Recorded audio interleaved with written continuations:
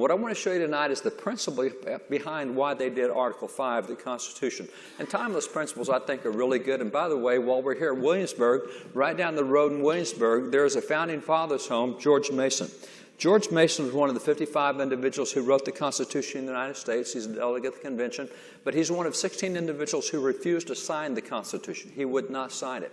He went home and said, I want greater limitations on the federal government. We've all got good intentions now, but I don't believe the federal government will remain small. I think it will do what every other government in history has done, and that's become big and become oppressive and take the rights away from the people.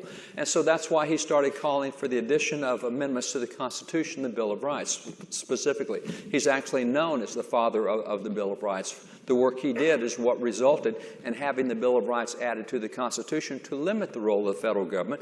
What he feared back then is exactly what happened. He understood human nature. Human nature doesn't change over time.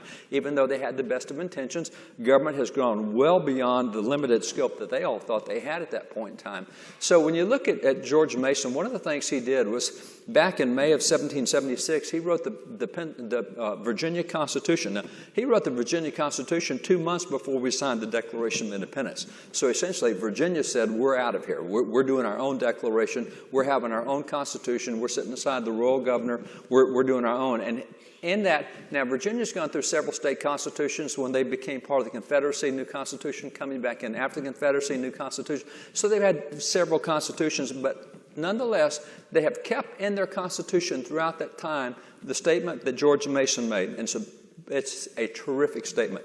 George Mason said, no free government or the blessings of liberty can be preserved to any people but by a frequent recurrence to fundamental principles. The only way you keep your liberties is you have to keep going back to core principles. Now, I like that phrase, a frequent recurrence to fundamental principles. And by the way, we're in the middle of sports season right now. We're starting to look at the end of baseball season. We finished hockey season. We're now looking at the start of basketball season. We're in, tonight there are 6 NFL games going on. So you look at all these pro athletes, these guys that are out there, and I don't care what sport you take, the person who is the MVP of any sport you want to choose is the person who does the basics better than anyone else. He does the fundamental principles. The guy who wins who's going to win the MVP in baseball, it's not because he came up with something new. It's because he hits the ball better, he throws better, he feels better, he does all the basic stuff better than anyone else.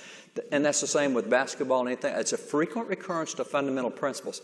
So those fundamental principles, the Constitution is built on a certain set of fundamental principles. If you don't understand the principles, you won't understand what they were trying to get at and how to apply those principles today, because while time changes, principles don't change. They're like science. They're there forever. They're immutable laws that will not change.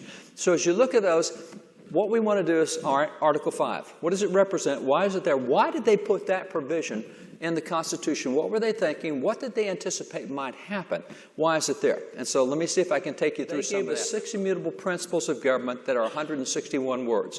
I want to take you through those 6 principles real quick, then you'll see where Article 5 fits in, what their thinking was and how we got there. By the way, I did say declaration. I thought we were talking about Article 5 of the Constitution, not the Declaration. We are.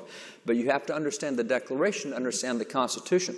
So why do the Declaration? Well, pretty easy. If you look at the 2 documents, it's like we today think the Constitution is the document. That's not what the Founding Fathers thought. That's not how they thought. As a matter of fact, Sam Adams, the father of the American Revolution, he said before the formation of the Constitution, the Declaration was received and ratified by all the states in the Union and has never been disannulled. The Constitution did not replace the Declaration, not at all. We set forth all the principles in the Declaration. That's where all the good stuff is. In the Constitution, we showed you how to apply the principles. The principles are in the Declaration. You have the same thing with John Quincy Adams. John Quincy Adams said the Declaration of Independence was a platform upon which the Constitution of the United States was erected. Are you going to say you want to keep the building but don't want to keep the foundation? How stupid would that be? The building will fall in if you take the foundation out from under it. Declaration is the foundation of the Constitution. He said the principles proclaimed in the Declaration of Independence were embodied in the Constitution of the United States. All the stuff they talked about in the Declaration is what they put in the Constitution. That's why you have to understand the Declaration to know what Article 5 in the Constitution means. So when you look at these 2 documents and how they go together, a lot of the times we say, why did they do that? What was the purpose of that clause in the Constitution or in Declaration, et cetera? And I love what the U.S. Supreme Court said in 1892. 1892, the Supreme Court said, if you want to understand what the intent was, they said, you need to determine the evil which is intended to be remedied. In other words, they passed a bill to stop a particular problem. If you can figure out what that problem was they were trying to fix, then you'll know what the intent of that law was. And if you don't know the intent, then you'll misapply laws at times. You'll end up doing things that we now call over-criminalization. You get thrown in jail for things that weren't crimes when the bill was written, never intended to be a crime. That was not what they were after. But some good bureaucrat reads it in a certain way and comes up with a new interpretation. So you want to go back to original intent as often as you can. Let me give you an example out of the Constitution of why you want to say, why did they put that in there? Article 1, Section 5, Paragraph 4 says, neither house during the session of Congress shall, without the consent of the other, adjourn for more than 3 days, nor then to any place other than that in which the two houses shall be sitting. Huh? What? All right, what's the intent of that? See, here's the deal. We don't get the intent of that today. We don't understand why they did that, but if you want to understand, what you need to do is you go back and read grievance number 4 in the Declaration. There are 27 grievances in the Declaration explaining what they were ticked off about and what the British government was doing that they thought were bad principles. And so when you read our grievance 4 in the Declaration and then read that clause in the Constitution, you go, oh, that's why they did that. Now I get it. Now I know why you can't have either house dismissed without the approval of the... Now I understand what they're trying to do here. And it's the same thing with grievances throughout the Declaration. You just take a grievance in the Declaration, you'll find it solved in the Constitution. You see, in the Declaration, they said, here's the problem. In the Constitution, they said, here's the solution. So if you want to know why they did what they did, go back and see what they were talking about and why they created that clause. So that's why the Declaration cannot be separated from the Constitution. It's a modern era movement to separate the two. I hear political people say, look, I took an oath to uphold the Constitution. I didn't take an oath to uphold the Declaration. No, yes, you did. You just didn't know it. As a matter of fact, if you look at what happens with the Constitution itself, in Article 7 of the Constitution, it's interesting to see the way the Constitution is dated. In other words, when they wrote the Constitution, they closed it in Article 7 saying, done in convention by the unanimous consent of the states present the 17th year of September in the year of our Lord, 1787, period. Oh, wait, that's not a period, that's a comma. Now, we would have put a period there. We said, we've done this in September the 17th, 1787. This is when we do it, this is when we sign it. That's not what they said. They said, we've done this in September 1787, which is in the 12th year of our independence. So what they did was they dated the Constitution back to the Declaration. That's why from the time of the Constitution, every single federal act signed by every president of the United States, George Washington, first act he signed, he dated that first act back to the Declaration of Independence. They don't date the bills back to 1787. Every federal bill is dated back to 1776. Every single one, because that is the founding document. The Constitution simply shows you how the principles in the Declaration would work. And that's why, to this day, every bill that President Trump has signed, he signed it in the year of the sovereignty and independence of the United States, 1776. Everything dates back to that. The Constitution dates back. It was not a replacement document for the Declaration. So understanding that, this is why if you want to become part of the United States, there are certain statehood requirements, call them enabling acts. You have to make a covenant. You have to agree with what you're going to do as a state, a territory if you're coming in. And so if you take the enabling act of something like Utah or Oklahoma or Dakota, any of those territories, any territory became a state in the United States, 32 territories became states, you had an enabling act. That enabling act says you cannot be part of the United States unless you agree to uphold the principles of the Declaration and the specifics of the Constitution. All the enabling acts said you have to uphold both documents. You can't be part of the United States if you don't uphold both documents.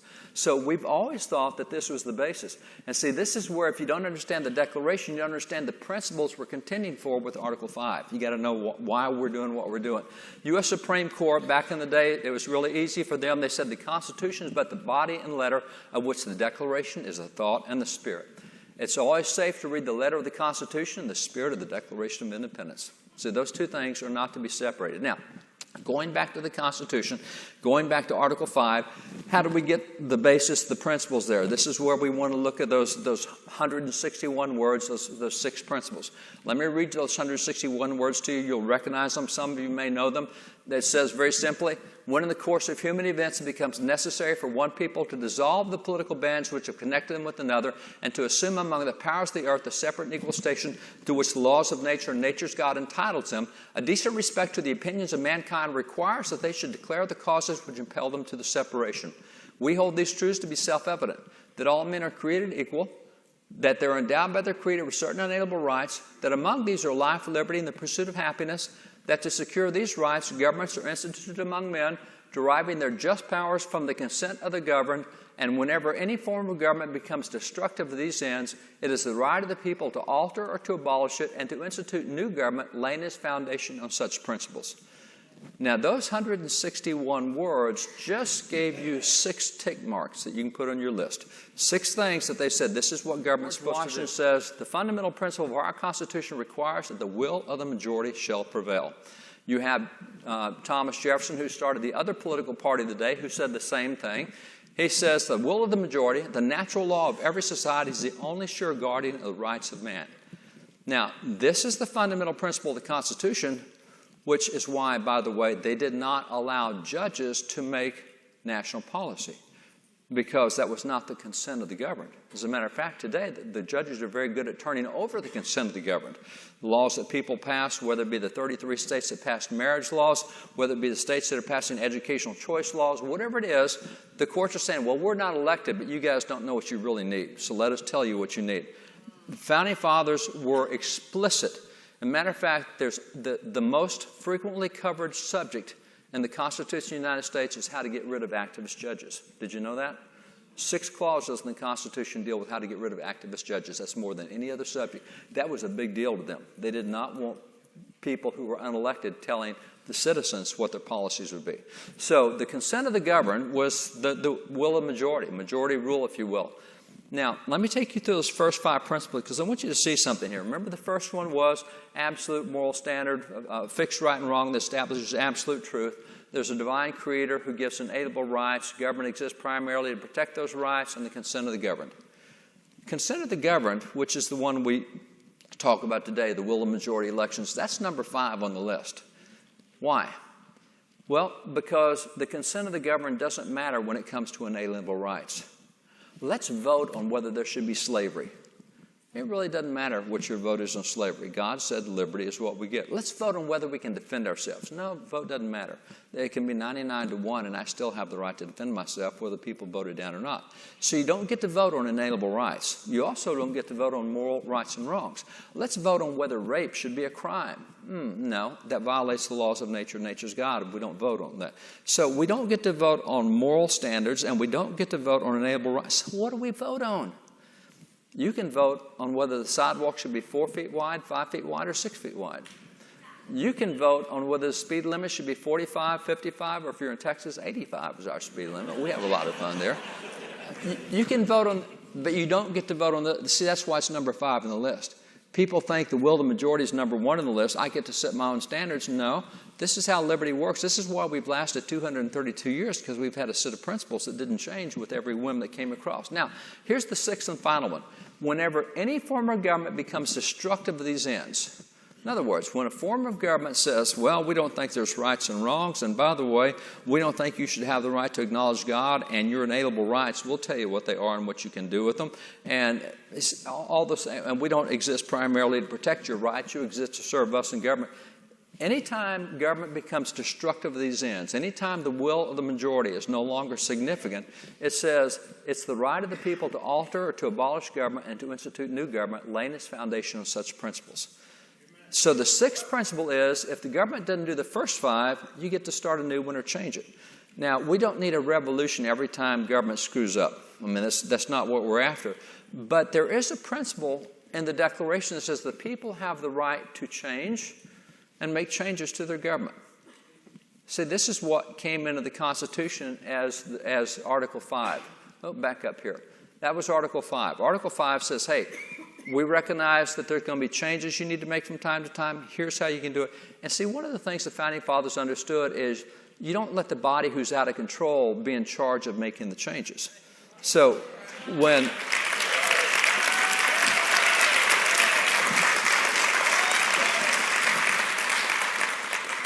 the federal government has got itself out of bounds. The federal courts have got themselves out of bounds, although they're doing a great job of turning things around right now. I wish I could tell you all the good things happening in the courts. It's unbelievable. 147 new judges, and probably 90% of them are guys I would have chosen if I had the chance. But this is the deal. They put a pressure relief valve in the Constitution so that we wouldn't have to throw the whole thing out and start again. We're giving you an ability to do something other nations haven't had, and that's the ability to make changes when your government gets out of control. And we're not going to wait on Washington, D.C. to make the changes because they're most likely the ones that got out of control. And that's why the 9th and the 10th Amendment were added to the Bill of Rights because, hey, by the way, in case we miss saying something, the people and the states are in charge. And so that's what you have with Article 5 is the people and the states get to make changes. We're not just relying on the federal government to make the changes. We think the people should have. That's part of checks and balances. Checks and balances is an outside entity being able to exert leverage and control and restraint on an out-of-balance entity. And that's why we say the president can exert restraint on Congress or the courts. And the courts can help restrain Congress and the president. Congress can help restrain the courts and the president. We do that so that the other entities have some control. That's what the Article 5 is all about. It gives the people the ability, people and the states, the ability to come in and leverage and say, hey, we need some changes made here because this thing is way out of bounds. It's no longer doing the fundamental principles that it's supposed to be doing. So that's why that's so significant. So in closing this down, the Constitution, I would argue, is a superb document. It doesn't need to be fundamentally changed. We can make changes along the ways we have with 27 amendments. Another way to make changes is through Article 5, letting the states have their voice. We've kind of emasculated the states over the last 20 to 30 years, and they don't even know why they exist anymore. They don't even know why the Senate used to exist, and they're starting to push back. The courts right now will tell you, in addition to what they've done on religious liberty, the courts are very much in the mode of starting to give things back to the states in a way we've never seen before.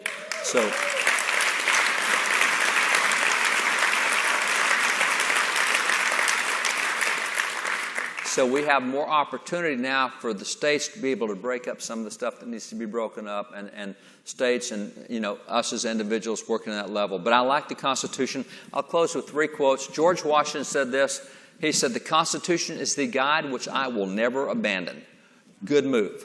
Those principles have worked 232 years, and they'll work as long as we continue to apply them. They'll only stop working when we stop using them. It's like saying, gravity's 500 years old, let's get something else.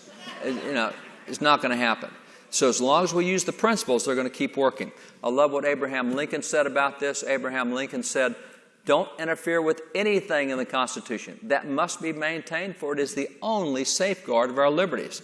At that point, the Constitution was coming up on 80 years old, and already it had proven itself. Final quote I'll give you is from Daniel Webster, the great defender of the Constitution, probably the greatest attorney in any generation in American history. Daniel Webster said, "Hold on to the Constitution and to the republic for which it stands. Miracles do not cluster, and what has happened once in 6,000 years may not happen again. Hold on to the Constitution."